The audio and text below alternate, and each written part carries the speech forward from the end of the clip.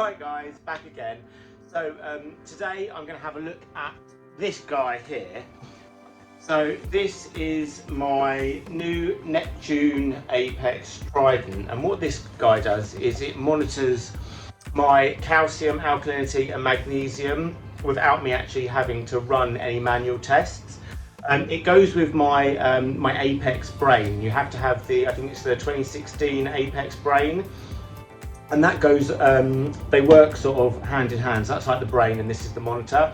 You can get it to, I believe if you've got like a dose and things like that, then you can get it to actually add your elements like your calcium, alkalinity and magnesium based on the results.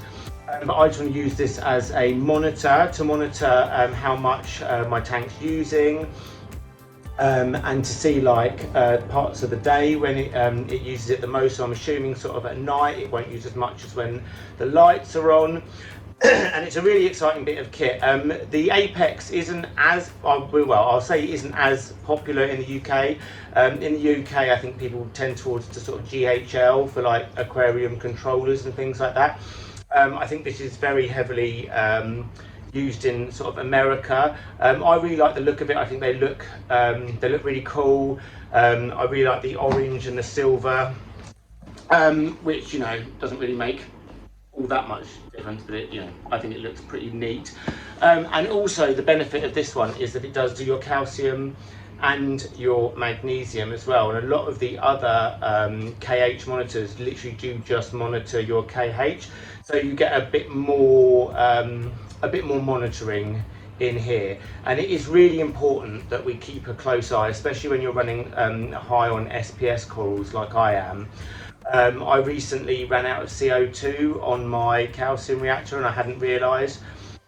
So the concentrate of the calcium that was going back into the tank, and the DKH, had really slipped down. It had gotten really quite low, and had I had a monitor on, I'd have been able to see that, and I'd have been able to change out my CO2 bottle quicker. Luckily I haven't had any sort of devastating like effects, but it really would be really harsh on a tank this size, with like some of the colonies that I've got in here are huge, and you know, it would be awful just to see them wiped out sort of overnight, just for, you know, for something really simple as not changing the CO2 bottle. So that's why it's really good to have a monitor on here. I mean, it's not by no means essential. It's quite a luxury, and also because I'm now selling coral frags online at ianscoralreef.net, you could sort of argue the fact that it's even more important now that I keep a much closer eye. And because this is all done sort of over the internet and on a cloud, it means that I can monitor it wherever I am as well. So it means I can just check my Fusion Apex board, and I can make sure that everything's doing as it should. So let's get inside the box. Let's see what's going on and what you get inside. Okay, so there it is. That looks really cool.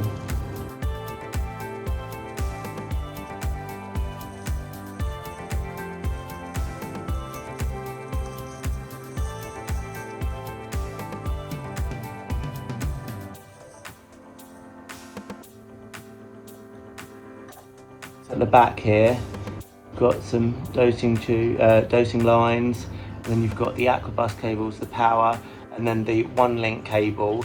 But it does say that that's only for America, so I'll be using the power cable.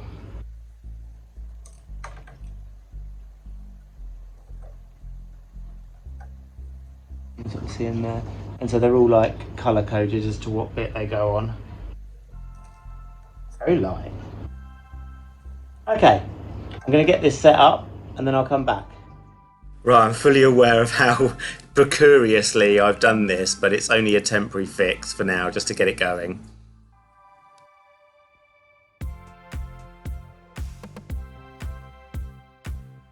So I've just spent a couple of hours putting it all together and then running the task functions and what have you. It's really simple. You just follow the instructions that it gives you on your Neptune Apex Fusion board.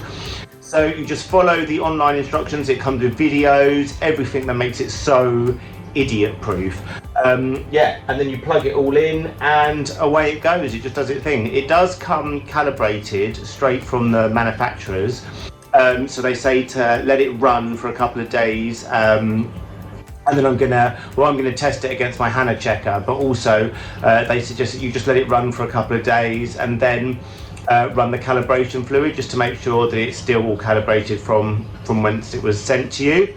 And yeah, I mean, I couldn't be happier. I've got it.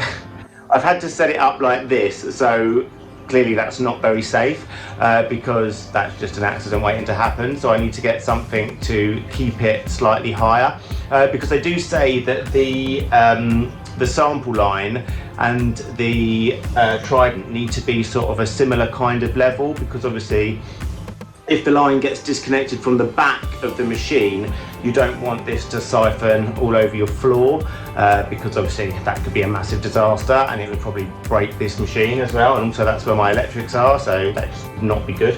So I don't really want to have it bang on the floor, so I might try and order like an acrylic shelf or something just to have this put on. I'm going to have a little look online. Be interesting to see what other people have done. I don't have any more room in my cabinet to actually put it in. I did have to use, I actually used the Aquabus cable from my auto feeder because that was much longer and the cable that this came with was much shorter, so I just swapped them around and that would work fine. But yeah, other than that, it's been really simple. So I'm going to let it run for a couple of days. And then I'll get and sort of check the results to what I've normally been getting. And then I think the brilliant thing about this is that what I can set it up so that if my calcium or alkalinity starts to raise too much, it can actually switch off my calcium reactor. But also what I might do is add a dose so that if it starts to drop too much, I can actually supplement it with sort of a 2-part to bring it back up again. But I'll see how it trends and how it goes. But yeah, it'd be interesting to see to come back and have a look at this in about 6 months and see how it's performed. All right, brilliant. I'll hopefully get another video out really soon. Cheers, bye.